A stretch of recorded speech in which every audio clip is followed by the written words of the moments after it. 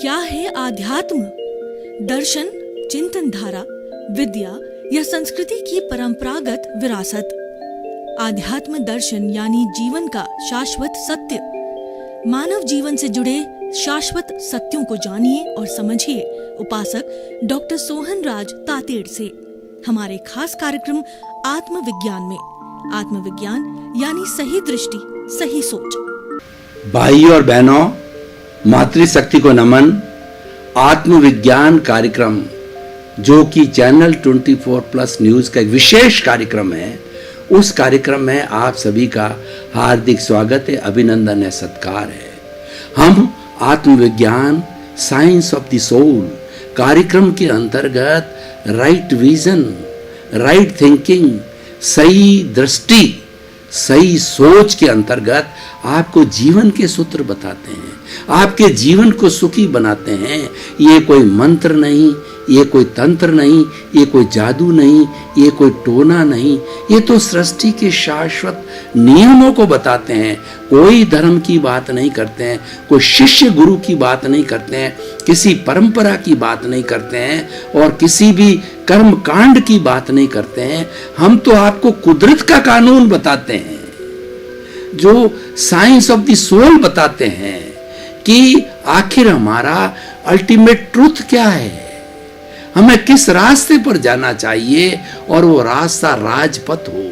तो इसी क्रम में हमारा जो आत्मविज्ञान कार्यक्रम में प्रतिदिन नए नए विषय लेते हैं और उस हर विषय की सांगोपांग व्याख्या की जाती है इस पूरे एपिसोड के अंदर। तो आज का हमारा अति सुंदर विषय है क्रमिक एंड अक्रम विज्ञान। भाई और बहनों, ये हमारा जो आत्मविज्ञान है ये दो तरह का है।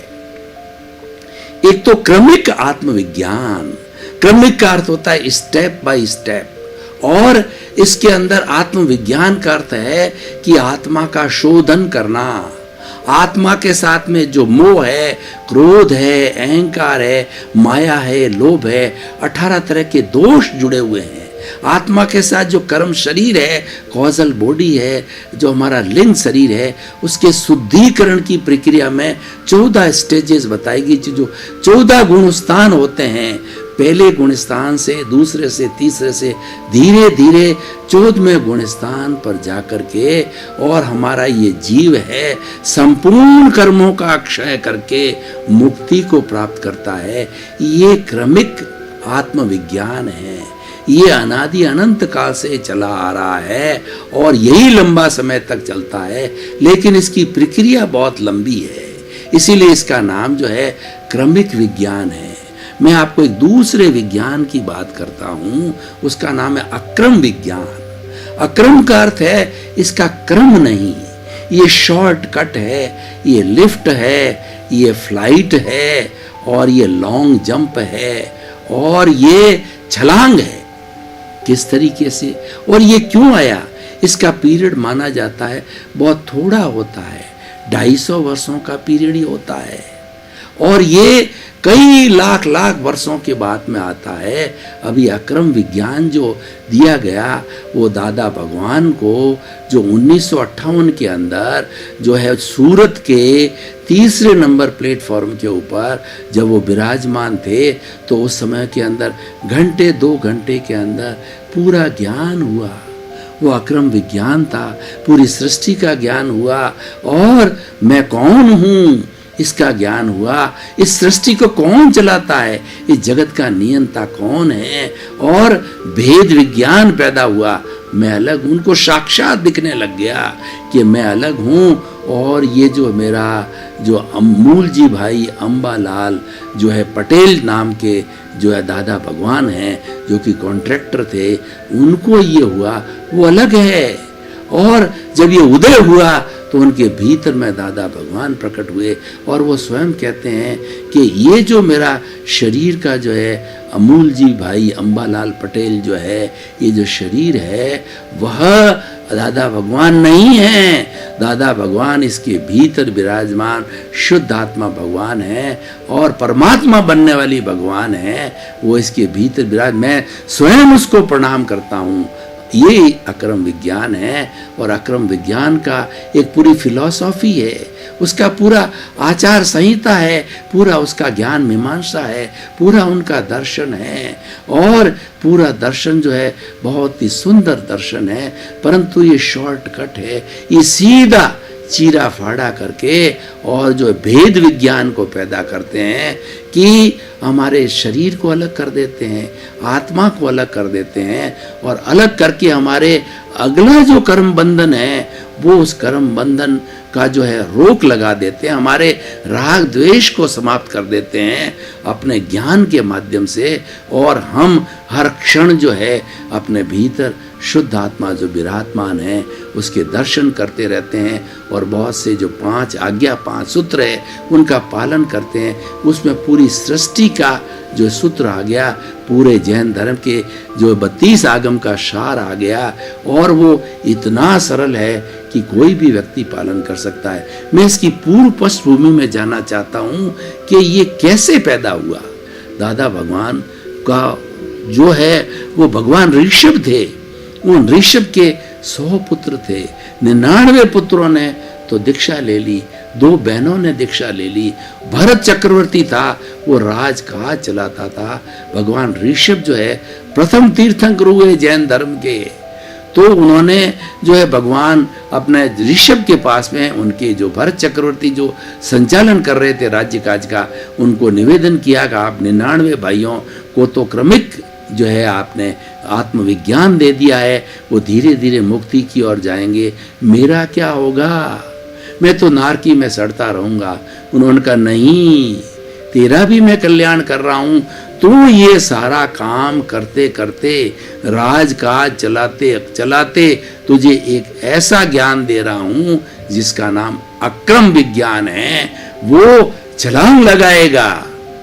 ये जाएंगे तो क्रमिक धीरे धीरे जाएंगे, तुम एक लिफ्ट में बैठ करके, फ्लाइट में बैठ करके छलांग लगा करके मुक्ति की तरफ पहले जाएगा। वहां इसका जन्म हुआ। उस समय में ये दादा भगवान का जीव जो मैंने व्याख्या की, उनके साथ और लगभग 10 लाख वर्षों के अंदर वह जीव चिंतन करता रहा, इस सृष्टि का नियंता कौन है, जो इस शक्ति इस सृष्टि को कौन चलाता है। जब उनको ये 1958 के अंदर भान हुआ कि जो इसको चलाने वाला है वो व्यवस्थित शक्ति है, उन्होंने 5 आज्ञाएं दी है।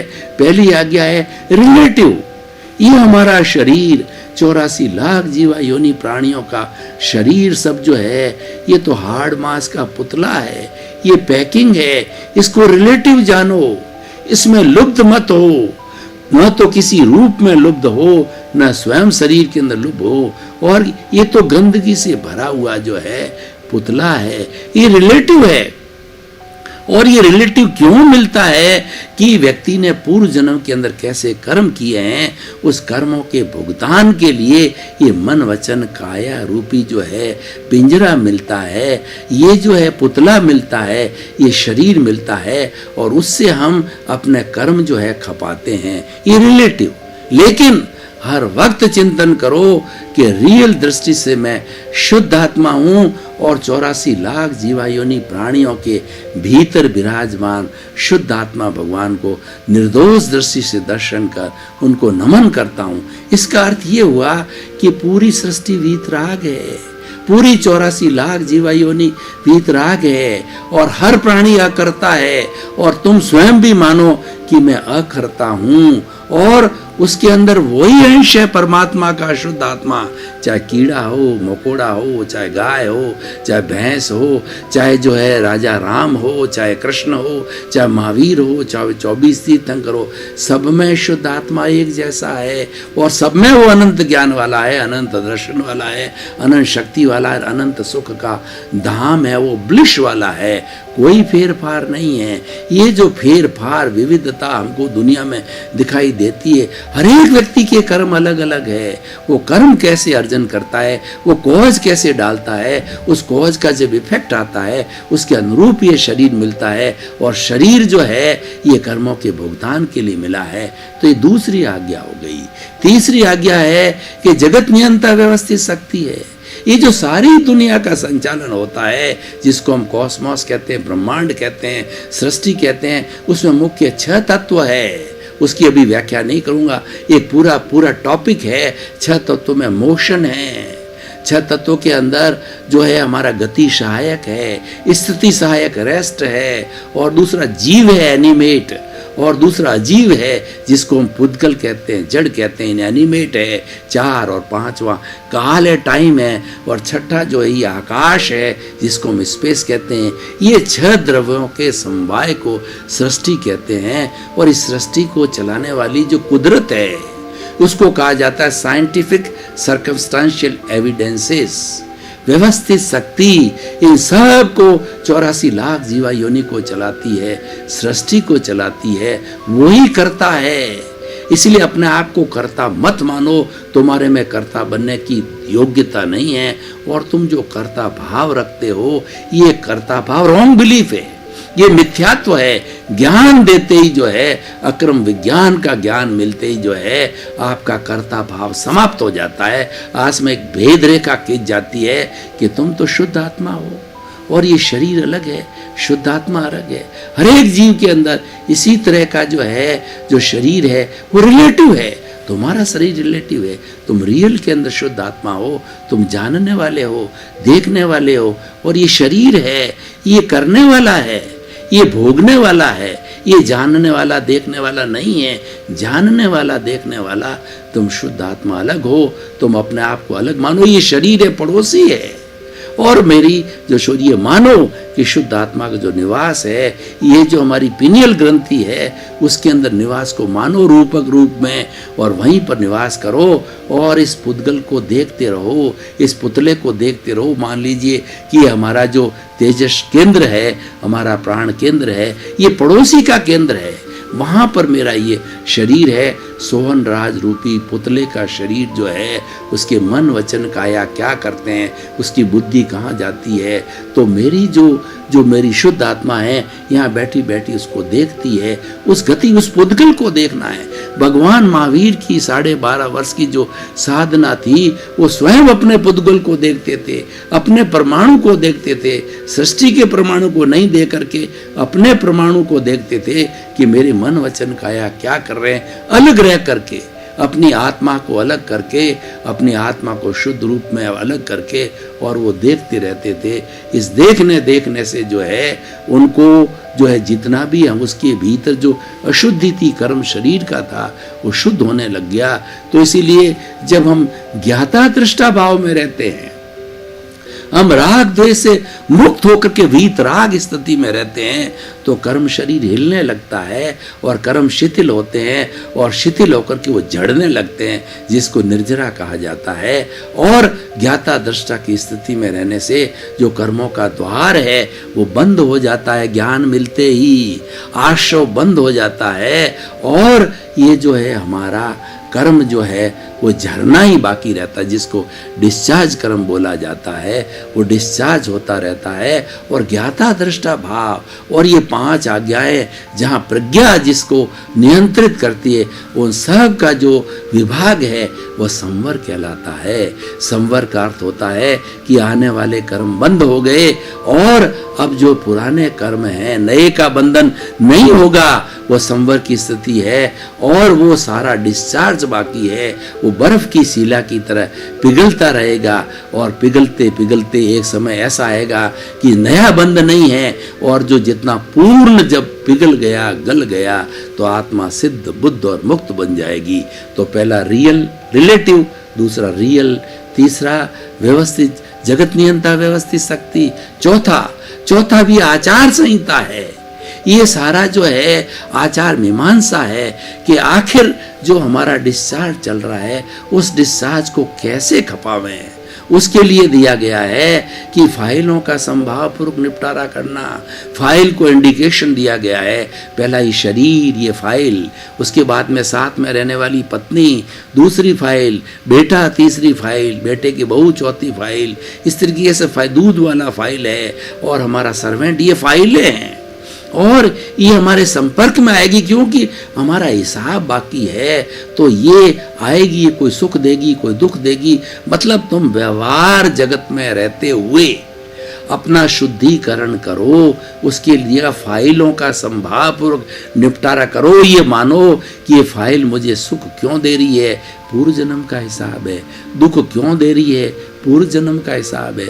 उसको निर्दोष मानो, वो तो निमित्त है, वो करता तो व्यवस्थित शक्ति है, उसने उसको भेजा है और वो हमारा हितैषी है, हमको शुद्ध करने आया है, हमारा हिसाब क्लियर करने आया है। हमारा उसके साथ में कोई लाग लपेट है, कोई राग द्वेष है, तो उस राग द्वेष को शुद्ध करने के लिए आया है।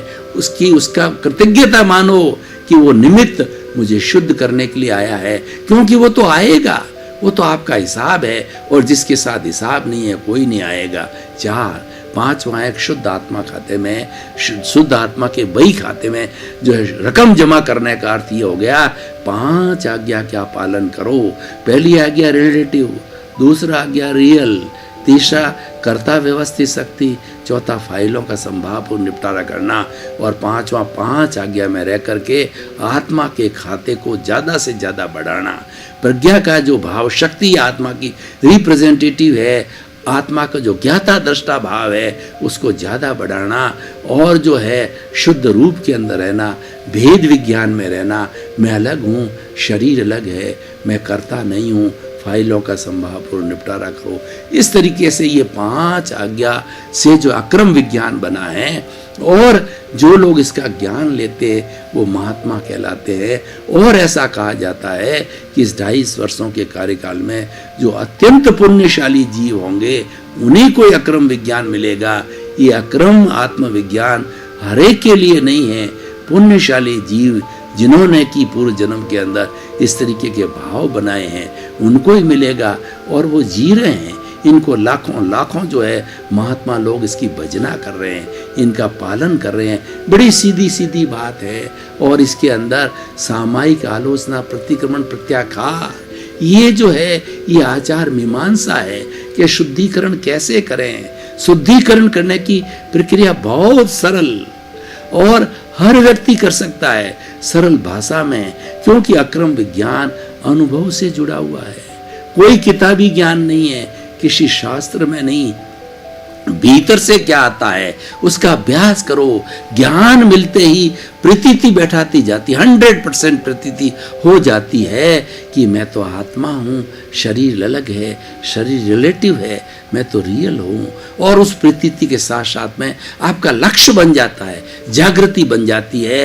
तो हमें ये ज्ञान मिलते ही 15% लगभग जागृति पैदा हो जाती है कि नहीं, शरीर अलग है, आत्मा अलग है, और हमारी ये प्रज्ञा है सबको गवर्न करने वाली है। मैं अलग हूँ, ये अलग है, ये भेद विज्ञान, ये, और मैं तो ज्ञाता दृष्टा हूँ, और ये जो शरीर ये करने वाला है, ये भोगने वाला है, ये जड़ है, और मैं चेतन हूँ। इस तरीके, और ये मैं तो अनंत ज्ञान वाला हूँ, अनंत दर्शन वाला हूँ, अनंत शक्ति वाला हूँ, अनंत सुख का धाम हूँ। और ये जो है वर्ण गंध रस स्पर्श वाला पुतला है जिसमें गलन मिलन होता है और कर्मों का सारा डिस्चार्ज होता है। इस तरह की हमारे में भावना, तो ये लक्ष्य बैठ जाता है, लगभग 15% जागृति बैठती है, और जूझ और लगभग 2% अनुभव चालू हो जाता है।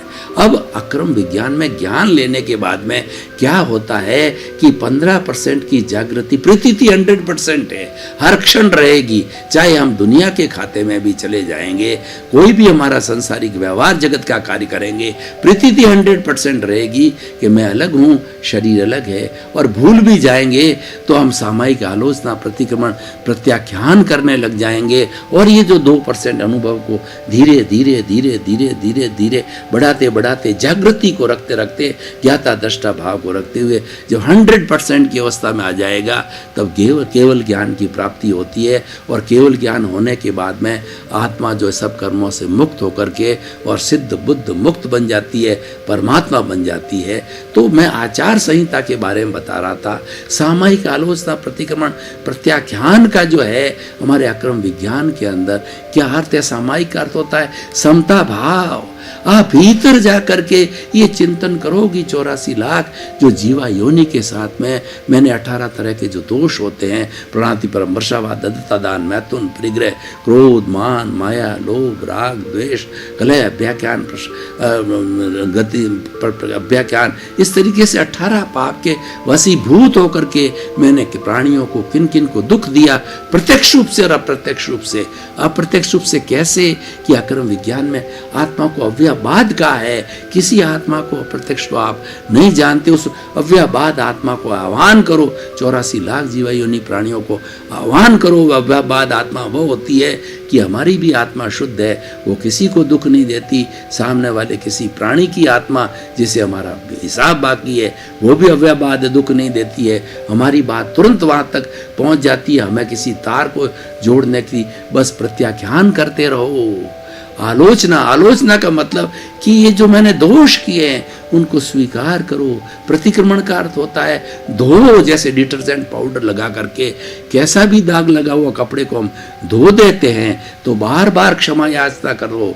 प्रत्यक्ष अप्रत्यक्ष रूपों से, खाते पीते उठते बैठते चलते फिरते, जब किसी से हमारा कोई भी मन मुटाव हो गया, हमने उसको दोषित देखा, और जब तक क्षमा याचना करते रहो कि जब तक उसको निर्दोष नहीं देखें, तो ये प्रतिक्रमण है। और प्रत्याख्यान का अर्थ है अब आप संकल्प लो कि मैं प्राप्त मन वचन का ऐसे जगत के किसी भी जीव को किंचित मात्र भी दुख ना हो। हे मेरे भीतर विराजमान शुद्ध आत्मा भगवान, मुझे ऐसी शक्ति दो, जागृति दो, ऐसी मांगो कि फिर से जो है मेरे से दोष ना हो।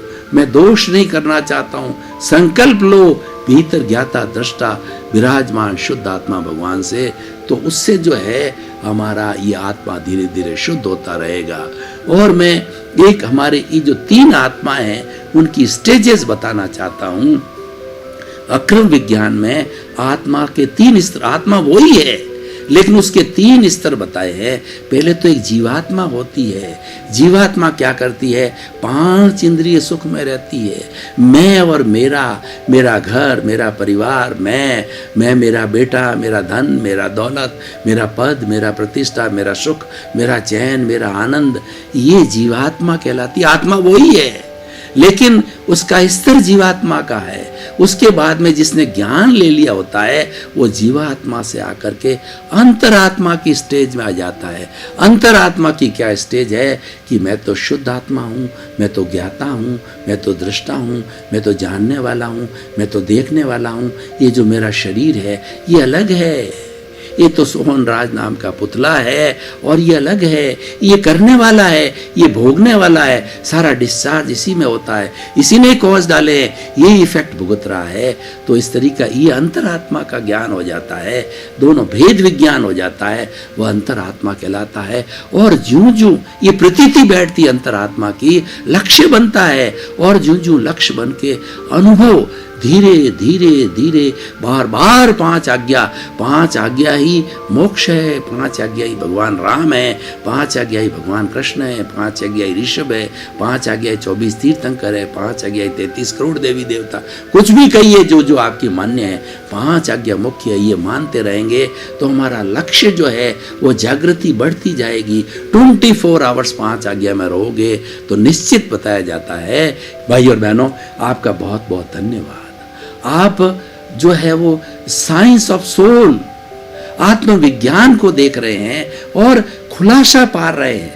हर दृष्टि का, हर बात का आपको खुलासा मिल रहा है, क्योंकि ये जाता है राइट विजन को, राइट थिंकिंग को।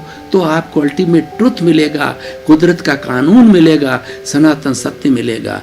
व्हाट इज द रियलिटी, आप इसको देखते रहिए, जिज्ञासा पैदा कीजिए, प्रश्न पूछिए, और इसी क्रम में आपका जीवन आनंदमय हो, मंगलमय हो, धन्य हो, और आप खूब समाज की सेवा करें, परोपकार करें। आपके प्रति मंगल भावना। आत्मविज्ञान में आत्मविज्ञान यानी सही दृष्टि, सही सोच।